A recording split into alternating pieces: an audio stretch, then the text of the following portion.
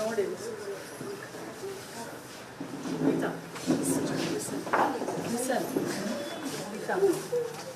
ಅಳ್ಬೇಡವಾ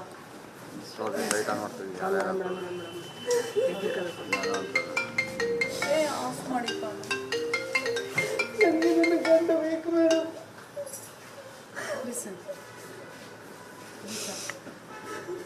ಇಲ್ಲಿ ಕೇಳಿಲಿ, ಇಲ್ಲಿ ನನ್ನ ನೋಡ್ತೀಯಾ? ಧೈರ್ಯವಾಗಿ ಹೋರಾಟ ಮಾಡುವಂಥ ಮಗಳು ಅಳಬಾರ್ದು. ಇಲ್ಲಿ ಕೇಳಿಲಿ,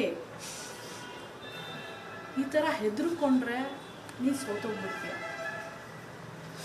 ಧೈರ್ಯವಾಗಿ ಹೋರಾಟ ಮಾಡಿದಾಗ ಅವರು ಸೋಲ್ತಾರೆ, ಅವರು ಹೆದರ್ಕೊಳ್ತಾರೆ. ಇಷ್ಟೇ ನೀನು ಇಷ್ಟು ಧೈರ್ಯವಾಗಿ ಇಷ್ಟೊಂದೆಲ್ಲ ಹೆಜ್ಜೆ ಇಟ್ಟಿದ್ಯಾ ಅಂದಮೇಲೆ ಯಾಕೆ ಅಳ್ತೀಯ? ಕಮಿಷನರ್ಗೆ ಮಾತಾಡಿದ್ದೀನಿ, ಸಂಪೂರ್ಣ ರಕ್ಷಣೆ ಕೂಡ ಕೇಳಿದ್ದೀನಿ. ಎಲ್ಲವೂ ತನಿಖೆ ಆಗುತ್ತೆ, ಕಾನೂನಿನ ಪ್ರಕಾರ ಕ್ರಮ ಆಗುತ್ತೆ. ವಿಶ್ವಾಸ ಇಡಬೇಕು. ಮಕ್ಕಳಿದ್ದಾರೆ, ನೀವು ಹಿಂಗೆ ಎಲ್ಲರ ಮುಂದೆ ಈ ಥರ ನೀವು ಹತ್ತು ಬಿಟ್ಟು ಸೋತೋದ್ರೆ ಏನು ಮೆಸೇಜ್ ಕಳಿಸ್ತೀಯ ಮಕ್ಕಳಿಗೆ? ಆಯಿತು, ಈಗ ಆಯಿತು ಓಕೆ ಅದನ್ನು ನಾವು ಬರೆಯೋಣ, ಆಯಿತಾ? ಹಾಂ, ಗೃಹ ಸಚಿವರಿಗೆ ಬರೆಯೋಣ. ಗೃಹ ಸಚಿವರಿಗೆ ಮತ್ತೆ ನಾನು ಹೋಗಿ ಭೇಟಿ ಮಾಡ್ತೀನಿ. ಇಷ್ಟೆಲ್ಲ ಇದ್ದರೆ ಅವ್ರಿಗೆ ಅಲ್ಲಿಂದ ತೆರವುಗೊಳಿಸಿ ತನಿಖೆಯನ್ನು ಮಾಡಿ ಕರೆಕ್ಟಾಗಿ ಅಂತ ನಾನು ಖಂಡಿತವಾಗ್ಲೂ ಮಾತಾಡ್ತೀನಿ. ಓಕೆ, ಅಳಬಾರ್ದು.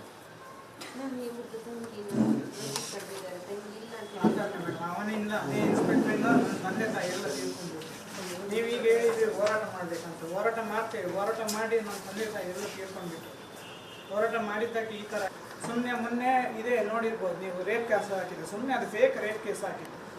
ಇಬ್ಬರು ಹುಡುಗಿಯರನ್ನು ಇಟ್ಕೊಂಡು ರೇಪ್ ಕೇಸ್ ಹಾಕಿಬಿಟ್ಟ ನನ್ನ ಮೇಲೆ. 3 ತಿಂಗಳು ಜೈಲಿನೊಳಗೆ. ಈಗ ಸಹ ಹೇಳ್ತಿದ್ದಾನೆ ಮೊನ್ನೆ. ಆಮೇಲೆ ಮೊಬೈಲ್ ಗಾಡಿ ತಗೊಳ್ಳಿಕ್ಕೆ ಹೋದ್ರೆ ನಿನ್ನ ರಿವೆಂಜ್ ಇನ್ನೂ ಮುಗಿಯಲ್ಲ, ನಿನ್ನನ್ನು ಬಿಡಲ್ಲ.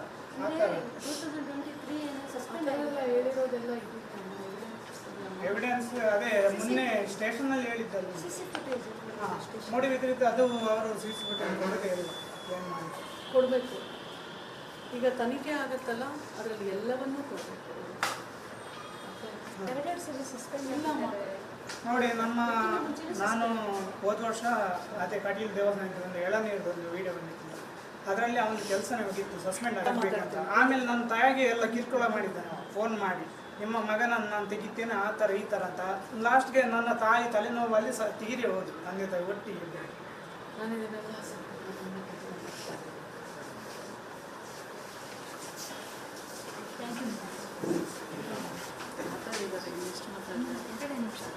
ಒಂದು ಈಗ ಜೊತೆ ಮಾತಾಡ್ತಿದ್ದೀವಿ. ಫೋನ್ ತಗೋಪ್ಪ ಪ್ಲೀಸ್. ಫೋನ್ ಟ್ರ್ಯಾಪ್ ಮಾಡ್ತಾರೆ, ಲೊಕೇಶನ್ ಟ್ರ್ಯಾಪ್ ಮಾಡ್ತಾರೆ. ಒಂದು ನಿಮಿಷ ಅವಿತಾ ಅಲ್ಲಿ ತಗೊಂಡು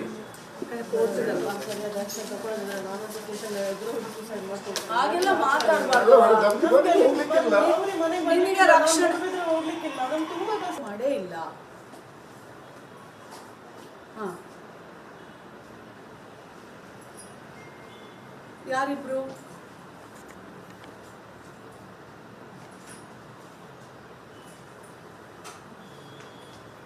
ಈಗ ಒಂದು ಕೆಲಸ ಮಾಡಿ. ಯಾಕೆ ಅಂತಂದರೆ ಮೊದಲಿಗೆ ನಿಮ್ಮ ಮೇಲೆ ವಿಶ್ವಾಸ ಬರಬೇಕು, ನಿಮ್ಮ ಮೇಲೆ ಭರವಸೆ ಇರಬೇಕು, ನಿಮ್ಮ ಮೇಲೆ ನಂಬಿಕೆ ಇರಬೇಕು.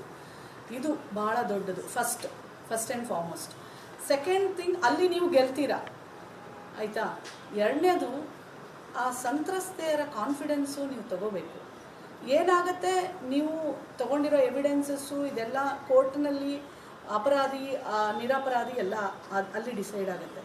ಅವರೆಲ್ಲರೂ ಏನು ಹೇಳ್ತಾ ಇದ್ದಾರೆ ಅಂದರೆ, ನಮಗೆ ಒಂದು ಸಲನೂ ಆಯೋಗದಿಂದ ಲೆಟರ್ ಬಂದಾಗಲೂ ಸಹ ನಮ್ಮನ್ನು ಕರೆದಿಲ್ಲ.